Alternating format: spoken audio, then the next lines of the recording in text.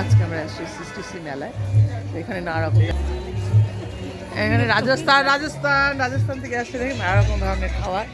আপনাদের এখানকার সবচেয়ে ভালো খাবার কোনটা? হ্যাঁ, রাজস্থানে मैडम সবচেয়ে ভালো খাবার কোনটা রাজস্থানে? राजस्थानी थाली है, दाल बाटी चूरमा। राजस्थान का फेमस आइटम है दाल बाटी ये चूरमा। मूंग दाल कचौरी है, ये हाँ। आलू प्याज कचौरी है, ये मिर्ची बड़ा है। आलू प्याज कचौरी कितना करके? 50 रुपए। 50 रुपए। हाँ।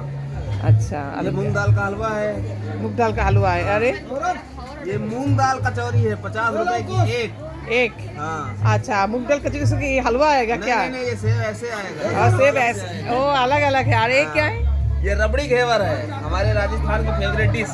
अच्छा, कितना है प्राइस? 100 रुपए 100 रुपए। ओ अरे, ये लस्सी है, इसका 50 रुपए है। आड़ो की जिलापी, ये जलेबी है, जिलापी साथ दे देंगे क्या? नहीं। ये रबड़ी के साथ आती है। हैं? रबड़ी के साथ अच्छा, कितना है? 100 रुपए। 100 रुपए। हाँ। अच्छा ठीक है, खाएंगे इधर आते हैं, थोड़ा घूम के आते हैं। आए की खाबी बोल? এখানে